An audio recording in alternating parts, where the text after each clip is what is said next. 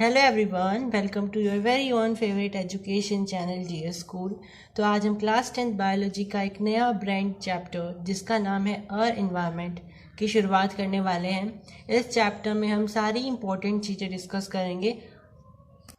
तो चलिए सबसे पहले देख लेते हैं कि इन्वायरमेंट क्या होता है, क्योंकि हमारे चैप्टर का नाम ही क्या है, इन्वायरमेंट। तो देख लेते हैं इन्वायरमेंट होता क्या है। तो इन्वायरमेंट का एक सिंपल सा होता है डेफिनेशन कि जो भी आपके सराउंडिंग में आपको दिखाई दे रहा है वो आपका इन्वायरमेंट होता है, क्योंकि वो आपकी सराउंडिंग को और आपके खुद के लाइफ स्टाइल को अफेक्ट कर रहा है। तो हमारा इन्वायरमेंट वो सारी चीजें होती हैं, या हमारे इन्वायरमेंट में वो सारी चीजें कंसिस्ट हो जाती हैं जो हमारे चारों तरफ हैं। भले वो पेड़ पौधे हो, जंगल हो, हमारा घर हो, दूसरों का घर हो, ठीक है, नदियां हो, नाले हो, ये जो सारी चीजें होती है ये हमारे इन्वायरमेंट में आती है। अगर आपके आसपास पहाड़ हैं तो वो पहाड़ भी आपके इन्वायरमेंट का हिस्सा होंगे। आपके यहाँ बर्फ पड़ती है तो वो भी आपके इन्वायरमेंट का हिस्सा है। यानी क्लाइमेट वगैरह भी आपके इन्वायरमेंट का ही हिस्सा होते हैं, क्योंकि ये जो चीजें होती है जैसे क्लाइमेट हो गया, ये हमारे लाइफ स्टाइल को अफेक्ट करती है।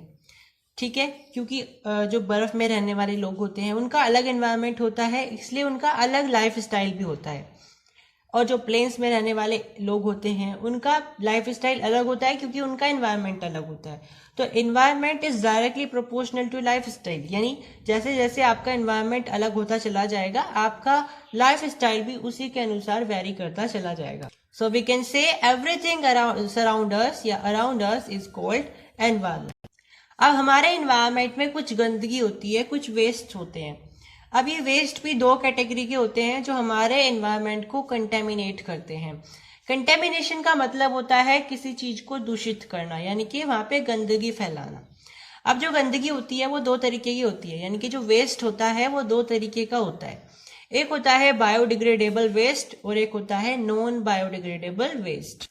अब बायोडिग्रेडेबल वेस्ट और नॉन बायोडिग्रेडेबल वेस्ट, इन दोनों वेस्ट में क्या डिफरेंस होता है?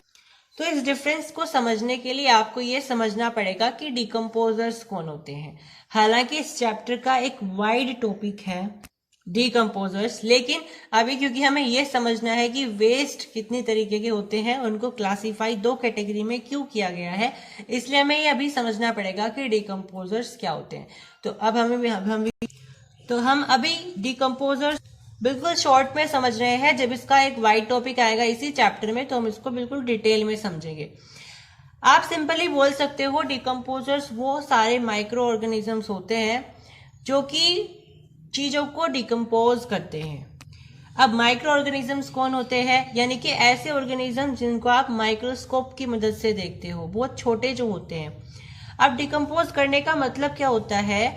वो सारी की सारी चीजें जो ऑर्गेनिक होती हैं, यानी कि वो कहीं ना कहीं ऑर्गेनिक हैं। जो कीड़े होते हैं जैसे फंगी हो गया या बैक्टीरिया हो गया, ये जो चीजें होती है ऑर्गेनिजम्स, फंगी और बैक्टीरिया, ये क्या करते हैं, जो चीजें सड़ जाती हैं या फिर जैसे प्लांट हो गए, इन सबको अपने डिकम्पोज करना स्टार्ट कर देती है। डिकम्पोज करने का मतलब होता है यानी ये ऑर्गेनिज्म उनको खा लेते हैं और फिर उनको एक्सक्रीट कर देते हैं, और जो उनका एक्सक्रीट निकलता है वो होता है उनका डिकम्पोज्ड रिजल्ट या डिकम्पोज्ड आउटपुट, और वो बहुत फर्टाइल होता है। I hope you understand. Let me repeat it again. देखिए, कुछ ऑर्गेनिजम्स होते हैं जैसे कि फंगी हो गया और बैक्टीरिया हो गया, ये क्या करते हैं, ये अपना भोजन कैसे लेते हैं, कुछ जो सड़ी गली चीजें होती हैं उनको खा करके, जैसे कि पुराने पड़े हुए फल के छिलके हो गए, सब्जियों के छिलके हो गए, या फिर जो प्लांट की पत्तियां होती हैं जो गिर जाती हैं उनको वो खा लेते हैं, और खाने के बाद वो एक्सक्रीट कर देते हैं। और जो एक्सक्रीट आउटपुट होता है, जो उन्होंने एक्सक्रीट करके निकाला है, वो बहुत फर्टाइल होता है। इसीलिए जनरली जो हमारे घर का वेस्ट होता है, सब्जी के छिलके हो गए या जो दूसरी चीजें होती हैं, हम इनको एक जगह पे सड़ाने के लिए डाल देते हैं, और फिर उनका जब खाद बन जाता है फिर उसको हम प्लांट्स के अंदर डाल देते हैं, क्योंकि वो बहुत फर्टाइल होता है, उससे प्लांट को ह्यूमस मिलता है। ठीक है, तो यहाँ पे वो हमारा जो खाद बनता है वो ऑर्गेनिक खाद होता है, जो कि बहुत अच्छा होता है प्लांट्स के लिए, क्योंकि उसमें कोई केमिकल नहीं होता है, वो नेचुरल होता है। तो डिकम्पोजर्स बहुत इंपॉर्टेंट रोल प्ले करते हैं। उसने हमें क्या किया, जो हमारे लिए बेकार छिलके पड़े हुए थे सब्जियों के या प्लांट की कुछ पुरानी पत्तियां पड़ी हुई थी, उसको डिकम्पोज करके उसने खाद बना दी। अब ऐसी सारी तो चीजें नहीं होती हमारे एनवायरनमेंट में जो डिकम्पोज हो जाए। जैसे प्लास्टिक होती है वो पड़ी रहती है ना भाई। आपने पत्तियां फेंकी तो आप क्या देखोगे, उनको कुछ दिन बाद वहां मिलेंगी ही नहीं, क्योंकि वो डिकम्पोज हो चुकी होंगी। या आपने छिलके फेंके तो कहीं पे आपने जब मिट्टी में फेंके होंगे वो, तो कुछ दिन बाद आपको वहां दिखेंगे ही नहीं। क्यों नहीं दिखेंगे? क्योंकि वो डिकम्पोज हो चुके हैं। लेकिन ऐसे भी वेस्ट होते हैं जो डिकम्पोज होते ही नहीं, जैसे कि प्लास्टिक। आपने प्लास्टिक की बोतल कोई फेंक दी, डिस्चार्ज कर दी, तो वो आपको वहीं मिलेगी, चाहे आप उसको 1 हफ्ते बाद देख रहे हो, चाहे उसको 10 साल बाद देख रहे हो। क्योंकि प्लास्टिक को डिकम्पोज होने में बहुत ज्यादा टाइम लगता है, थाउजेंड्स ऑफ ईयर्स लग जाते हैं। तो ये हम उनको मान लेते हैं कि डिकम्पोज ही नहीं हुए हैं, क्योंकि इतने दिन तक कौन जीता है। तो क्योंकि ये बहुत लंबा समय लेती है अपने आप को डिकम्पोज करने के लिए, तो हम इनको मान लेते हैं कि ये डिकम्पोजेबल ही नहीं है। ठीक है, क्योंकि जब वो डिकम्पोज होंगी ना, तो फिर उनमें बहुत वेरियस फैक्टर्स काम करेंगे, ना केवल डिकम्पोजर्स। अब जो जैसे केले के छिलके हैं या दूसरे छिलके होते हैं, ये 4, 5 या 10 दिन में ज्यादा ये जो है डिकम्पोज हो जाते हैं, क्योंकि इनमें डिकम्पोजर्स काम कर रहे हैं, यानी कि बैक्टीरिया या फंगी काम कर रहे हैं। लेकिन प्लास्टिक है, अब वो प्लास्टिक डिकम्पोज हो तो जाएगी बहुत सारे साल में, मिलियंस में, थाउजेंड्स ईयर्स में, तो वो केवल डिकम्पोजर्स के एक्शन की मदद से नहीं होगी, बल्कि अर्थ के क्लाइमेटिक कंडीशंस की वजह से डिकम्पोज होगी। यानी अर्थ की जो अंडरग्राउंड हीट है वो इसको जाकर के डिकम्पोज करेगी। तो वो कहीं ना कहीं डिकम्पोज हो तो रही है, लेकिन वो डिकम्पोजर्स के द्वारा नहीं हो रही है। मतलब मेनली मेजरली डिकम्पोजर्स के द्वारा वो डिकम्पोज नहीं हो रही है। तो उसको डिकम्पोज करने में बहुत ज्यादा मैक्सिमम रेंज का टाइम लगता है, तो हम उसको कंसिडर नहीं करते हैं। तो हम डिकम्पोजेबल थिंग्स उनको ही मानते हैं जो डिकम्पोजर्स के द्वारा डिकम्पोज हो जाए, और वो भी शॉर्ट पीरियड ऑफ टाइम में।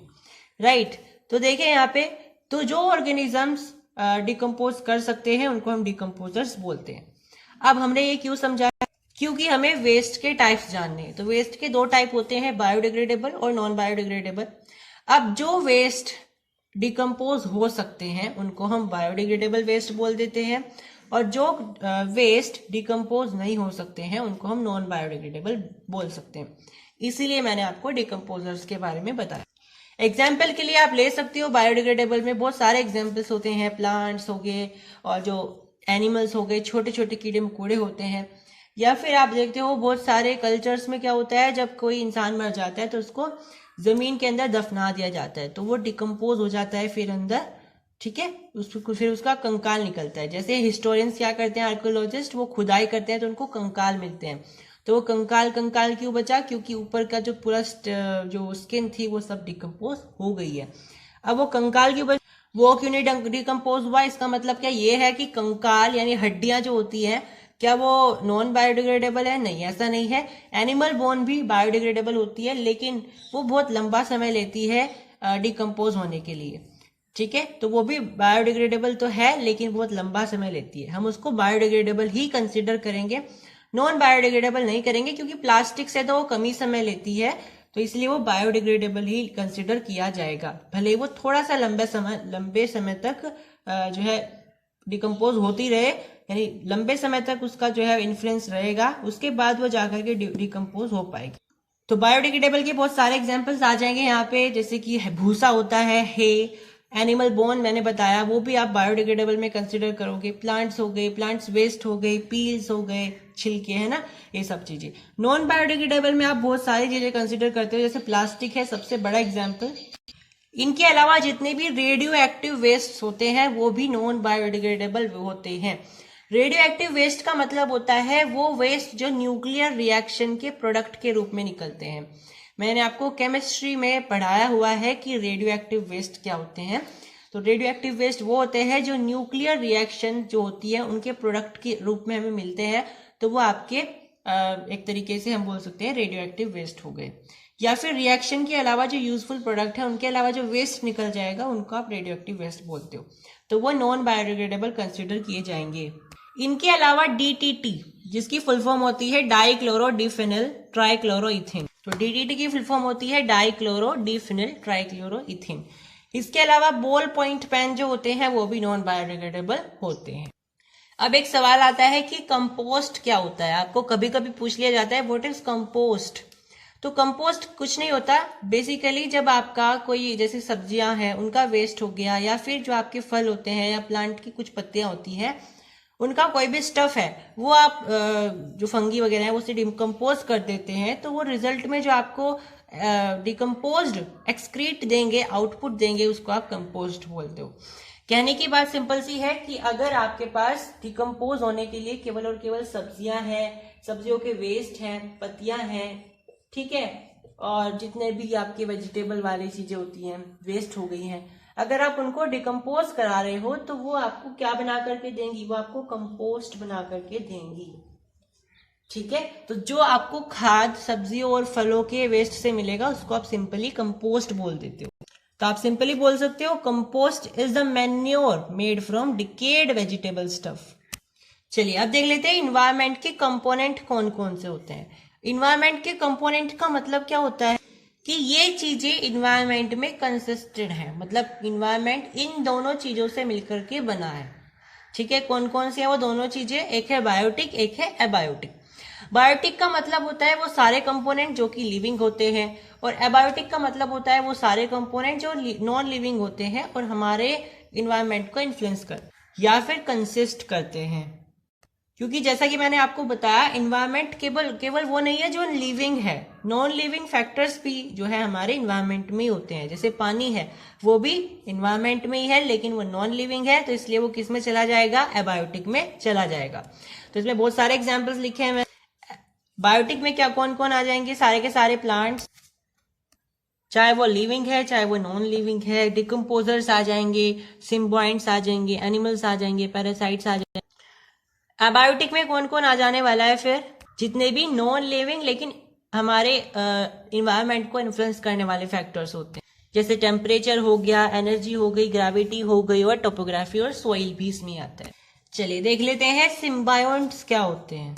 तो सबसे पहली बात तो सिम्बायोन्ट्स भी माइक्रोबियल होते हैं, मतलब कि बिल्कुल छोटे से जैसे माइक्रो ऑर्गेनिजम्स होते हैं बिल्कुल उसी साइज के बिल्कुल छोटे छोटे से माइक्रोबियल्स होते हैं, लेकिन ये प्लांट की तरह होते हैं। जैसे प्लांट फोटोसिंथेटिक होता है ना, सन की, कार्बन डाइऑक्साइड की, इन सब की मदद से क्या करता है, नाइट्रोजन फिक्सेशन की, इन सब की मदद से वो फूड बनाता है।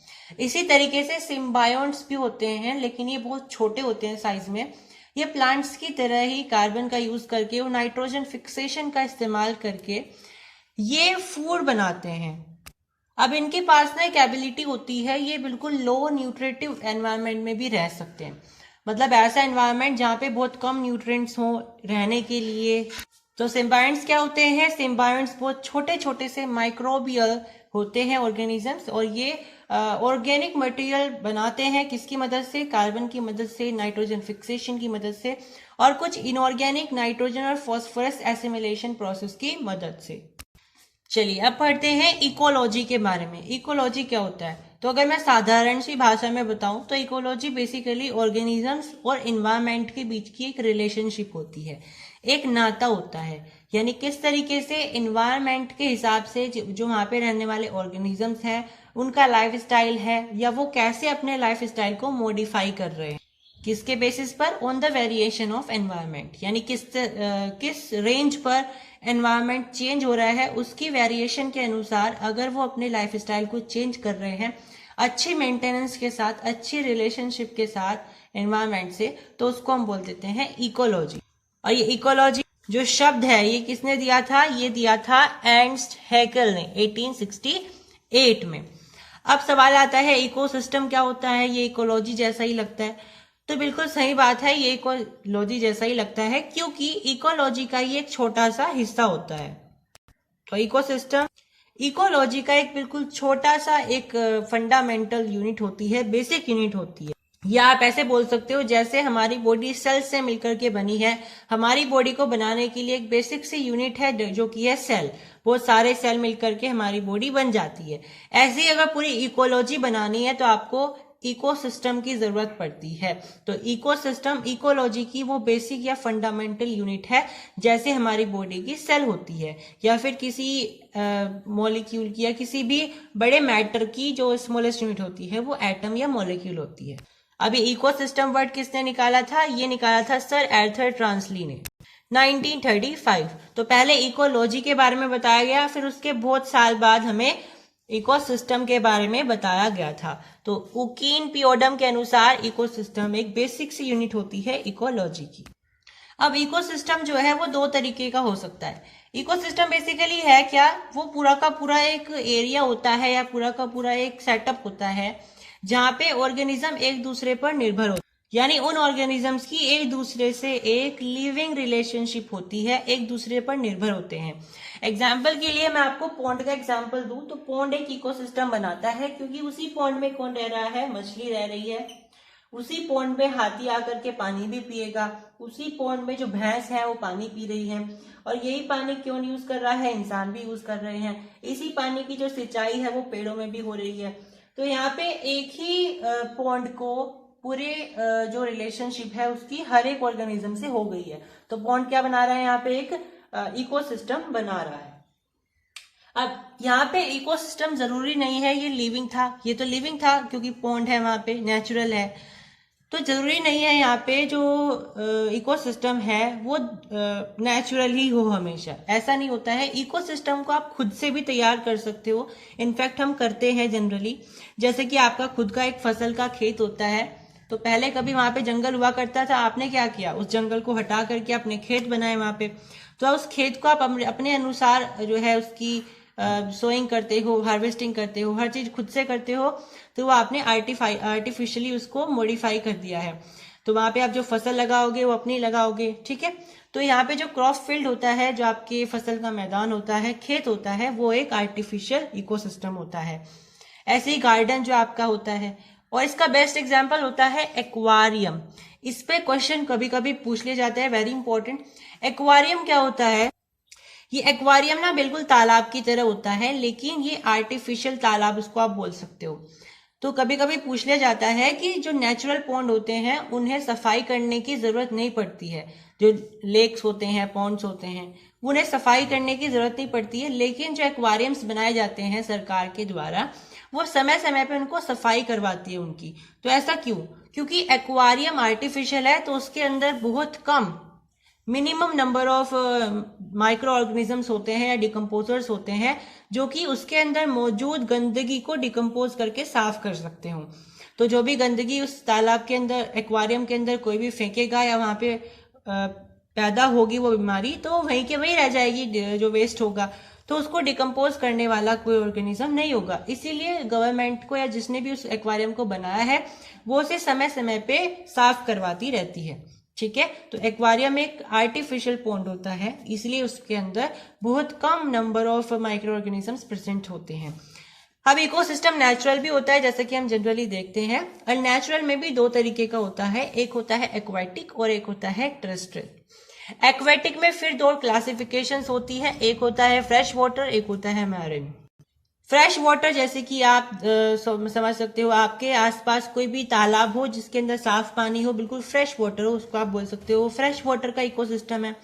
और मैरीन का बढ़िया एग्जांपल होता है समुद्र, यानी खारे पानी जहाँ पे होता है, तो उसके अंदर इतनी बड़ी बड़ी मछलियां होती हैं, मछली की वेराइटीज होती हैं, टर्टल्स होते हैं, टोर्टोइज होते हैं, इतने सारे वेराइटी ऑफ ऑर्गेनिजम्स वहां पे रह रहे हैं। तो वो सारे के सारे ऑर्गेनिजम्स उसी मैरीन वाटर पर निर्भर हैं, उसी के अंदर रहते हैं, वो इनका शेल्टर है, उसी के अंदर उन्हें भोजन भी मिल जाता है, ठीक है।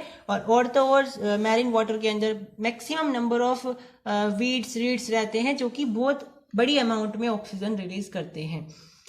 अब जो टेरेस्ट्रियल होते हैं वो भी तीन तरीके के होते हैं, ग्रासलैंड हो गया, डेजर्ट हो गया, फॉरेस्ट हो गया, यानी कि घास के मैदान, जंगल, और जो आपका हम बोल सकते हैं डेजर्ट होता है, रेगिस्तान। तो ये तीनों ही आपके एग्जाम्पल्स होते हैं इकोसिस्टम के। लेकिन ये टेरेस्ट्रियल होते हैं क्योंकि इसमें कोई पानी के इन्वायरमेंट नहीं है। अगर वो पानी के अंदर रह रहे हैं तो एक्वाटिक हो जाएंगे, अगर पानी के अंदर नहीं रह रहे हैं तो वो टेरेस्ट्रियल हो जाएंगे।